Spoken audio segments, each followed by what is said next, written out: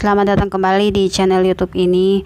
Pada video kali ini saya akan share sedikit tentang pembahasan soal uji kompetensi untuk mata kuliah KMB. Soal-soal ini bisa untuk nurse ataupun untuk D3 karena isinya adalah penentuan diagnosa, tindakan, dan prosedur tindakan. Selamat menonton.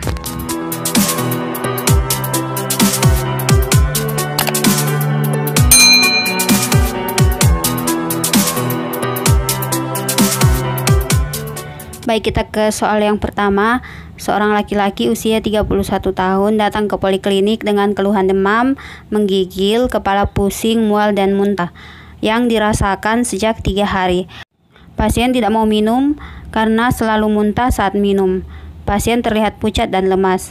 Saat dilakukan pemeriksaan, suhu tubuh 38 derajat Celcius, tekanan darah 100/70 mmHg, pernapasan 24 kali, kemudian nadi 78 kali. Pertanyaannya, apa penata laksanaan yang paling tepat untuk kasus di atas? Pemasangan infus, pemberian antipiretik, pemberian paracetamol, pemberian antikonvulsan, atau pemberian kompres. Baik, mari kita langsung pada pembahasannya. Jadi yang ditanyakan adalah penata laksanaan yang paling tepat. Karena yang ditanyakan adalah penata laksanaan, berarti kita harus tahu diagnosanya.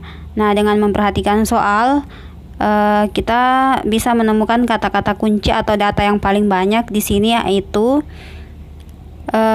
mual dan muntah sudah 3 hari, kemudian tidak mau minum, lalu pucat dan lemas. Ini sudah sangat cukup untuk mengatakan bahwa pasien ini kekurangan cairan.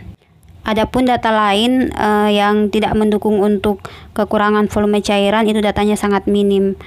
Jadi karena ini kekurangan volume cairan, berarti yang harus dilaksanakan adalah dengan pemberian infus. Betul, pemberian infus. Selanjutnya kita ke soal yang kedua. Seorang wanita 29 tahun datang ke klinik dengan keluhan suhu tubuh meningkat, lemas. Saat dilakukan pemeriksaan terdapat suhu tubuh 39,5 derajat Celcius, nadi cepat, dan muncul peteki, kemudian akral hangat. Apa diagnosa keperawatan pada kasus tersebut? Maaf, ini pengetikannya ada yang terpotong. Pilihannya adalah hipotermi, perfusi perifer tidak efektif, kemudian hipertermi, kekurangan volume cairan, dan intoleransi aktivitas. Baik, ketika kita perhatikan data yang ada di atas, data yang paling banyak adalah mengarah ke peningkatan suhu tubuh, di mana sudah dikatakan bahwa suhu tubuh meningkat, kemudian ada data suhu tubuhnya itu 39,5 derajat Celcius, kemudian akral hangat, sehingga yang paling tepat adalah hipertermi. Adapun data lain itu hanya sebagai pengecoh karena datanya sangat minim. Selanjutnya, seorang pria 56 tahun dirawat di rumah sakit dengan diagnosa medis kanker mulut sehingga pasien tidak dapat mengunyah dan menelan.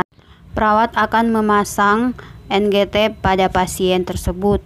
Perawat sudah mengoles jeli pada ujung pipa lambung. Pertanyaannya, apa yang harus dilakukan perawat selanjutnya? Mengukur panjang pipa dari telinga ke epigastrium, mengatur posisi pasien dengan posisi semivolar, memasukkan ujung pipa melalui hidung, membersihkan daerah hidung yang akan dipasangi pipa, dan meminta pasien menelan. Baik, langsung kita bahas. Langsung kita lihat di pertanyaannya yang akan dilakukan selanjutnya. Nah, kalau kita lihat di soal, yang sudah dilakukan sampai saat ini adalah mengoles jeli pada ujung pipa. Baik, mari kita lihat opsinya. Yang pertama, mengukur panjang pipa dari telinga ke epigastrium. Nah, tindakan ini dilakukan sebelum mengoles jeli, sehingga ini salah. Kemudian mengatur posisi pasien dengan posisi semivolar. Mengatur posisi itu dilakukan di awal. Kemudian memasukkan ujung pipa melalui hidung, ada benarnya. Kemudian membersihkan daerah hidung yang akan dipasangi pipa, ini juga harus dilakukan di awal. Kemudian meminta pasien untuk menelan. Nah, menelan ini dapat dilakukan pasien apabila ujung pipa lambung ini sudah melewati hidung dan sudah memasuki kerongkongan. Jadi meminta pasien menelan juga bukan jawaban yang paling tepat. Jadi jawaban yang paling tepat adalah memasukkan ujung pipa melalui hidung. Nah, buat teman-teman yang mungkin masih salah tebak tadi, silahkan dipelajari kembali SOP pemasangan NGT-nya. Berikutnya, seorang perempuan 40 tahun dirawat di rumah sakit selama 4 hari dengan keluhan utama batuk berlendir. Pasien juga mengeluh sesak saat batuk. Pada pemeriksaan fisik didapatkan ronhi pada bagian basal paru, kemudian pucat, kelelahan, gelisah, dan susah tidur. Pemeriksaan sputum ditemukan BTA positif, tekanan darah 100/70, nadi 100, dan nafas 26. Pertanyaannya, apa masalah utama pada kasus tersebut di atas? Bersihan jalan nafas tidak efektif, pola nafas tidak efektif, gangguan pola tidur, intoleransi aktivitas, atau kelemahan.